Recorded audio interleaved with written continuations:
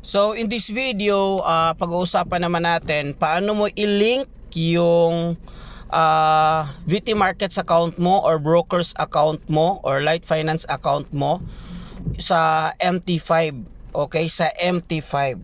So para lang po, you don't need to download VT Markets or broker. What you need to download is MT5. Okay, so example, kung wala pa kayong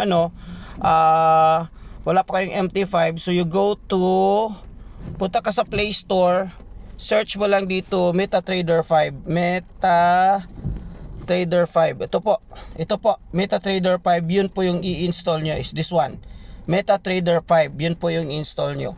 So in our case, meron na tayo. Sa gagawin lang natin guys is i-link natin guys itong MetaTrader ko. So sa taas guys, upper left, click mo and then manage account and then plus. Okay, plus. Here, make sure you type the broker again.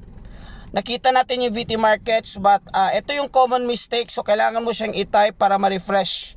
We need to refresh this one. So i-type natin VT Markets, yun, naka-refresh na. So yan.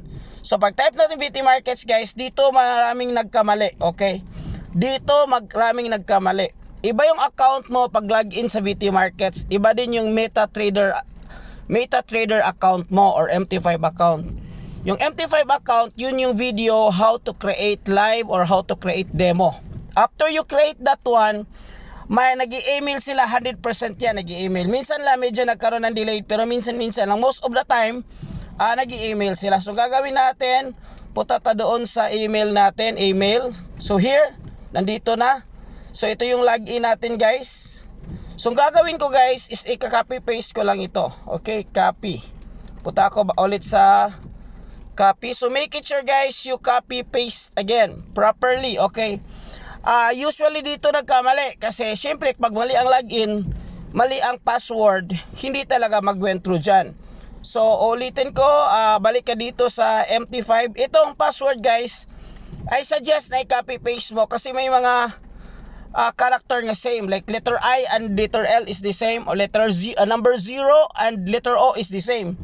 So i-copy mo lang yan para sure. Okay, password yan.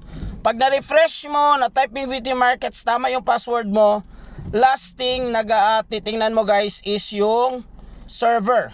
Okay, server ito, diba, server. Tingnan mo kung VT Markets live yung server mo, dito rin VT Markets live din yung server. Okay, pag i-click mo yan, 100% yan magkaroon connecting. Pag no connection, ibig sabihin mali.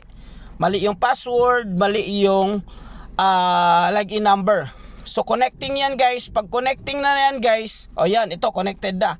So pwede ka nang mag-start ng trade mo. Okay?